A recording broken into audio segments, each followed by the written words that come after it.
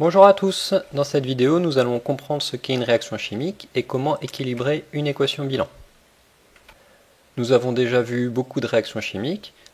Des espèces chimiques se transforment en d'autres espèces chimiques.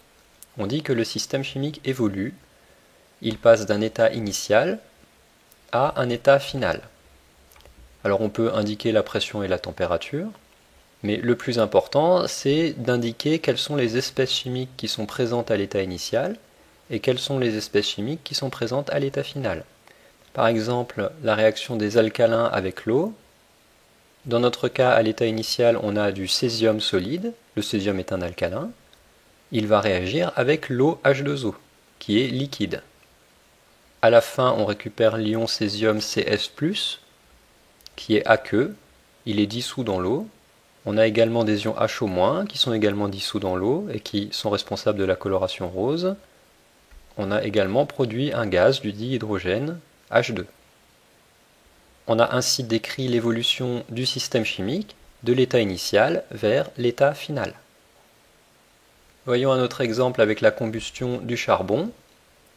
Le charbon, c'est du carbone solide qui va réagir avec le dioxygène présent dans l'air.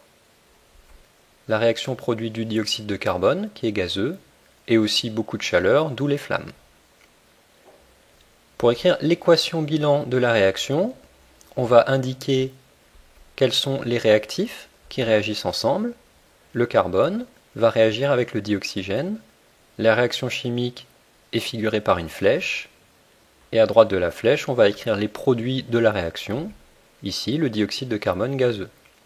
Lors d'une réaction chimique, les atomes doivent se conserver. Ils ne peuvent ni apparaître ni disparaître, mais ils se réorganisent. Ce qui signifie qu'on doit avoir autant d'atomes de chaque élément à gauche de la flèche, donc dans les réactifs, et à droite de la flèche, dans les produits. Ici, nous avons un carbone à gauche de la flèche et un carbone à droite de la flèche. Nous avons 2 oxygènes à gauche de la flèche et 2 oxygènes à droite de la flèche. L'équation bilan est déjà équilibrée. Alors voyons un exemple où il faudra équilibrer l'équation bilan. La combustion de l'éthanol. L'éthanol C2H6O va réagir avec le dioxygène pour donner du dioxyde de carbone et de l'eau. L'équation bilan va s'écrire C2H6O plus O2 donne CO2 plus H2O. Essayons d'équilibrer cette équation bilan. Nous allons commencer par compter le nombre de carbone. À gauche de la flèche, il y a 2 carbones. Donc à droite de la flèche, il doit aussi y avoir 2 carbones. Mais pour l'instant, il n'y en a qu'un. Il n'y a que la molécule de dioxyde de carbone qui contient un carbone. Cela signifie que la réaction n'a pas produit un dioxyde de carbone, mais 2. Ainsi, j'ai 2 carbones à droite de la flèche. Je continue avec les atomes d'hydrogène.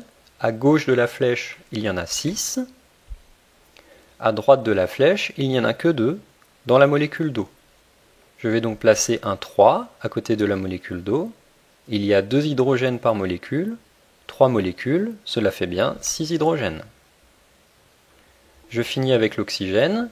À gauche de la flèche, j'en ai pour l'instant 3, 1 dans l'éthanol et 2 dans le dioxygène. À droite de la flèche, j'en ai 3 dans les 3 molécules d'eau, et j'en ai 4 ici, puisqu'il y en a 2 par dioxyde de carbone et qu'il y a 2 dioxydes de carbone. Ce qui fait 4 plus 3 égale 7 oxygènes. Je vais devoir rajouter des oxygènes à gauche de la flèche.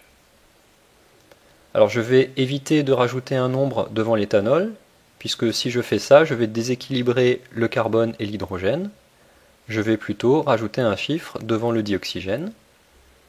Il me faut 7 oxygènes, j'en ai déjà un ici. Il en reste 6, ce qui donne donc 3 molécules de dioxygène. J'ai ainsi passé mon compte à 7. Les nombres que j'ai ajoutés devant chaque molécule s'appellent les nombres stoichiométriques. C'est eux qu'on doit ajuster pour équilibrer l'équation bilan. Les nombres stoichiométriques donnent la recette de la réaction. Ici par exemple, un éthanol réagit avec 3 dioxygènes pour donner 2 dioxydes de carbone et 3 molécules d'eau. Alors voyons un dernier exemple qui concerne la production d'énergie par le corps. Le corps humain va utiliser du glucose présent dans les aliments qui va réagir avec le dioxygène. C'est une combustion. Cette réaction va produire du dioxyde de carbone, de l'eau, ainsi que de la chaleur et de l'énergie qui sera fournie aux muscles. L'équation bilan de cette réaction s'écrit de la manière suivante. Vous pouvez faire pause et essayer de l'équilibrer. Bonne chance car c'est assez difficile. On a donc ainsi 6 carbones de chaque côté, 12 hydrogènes de chaque côté et 18 oxygènes de chaque côté.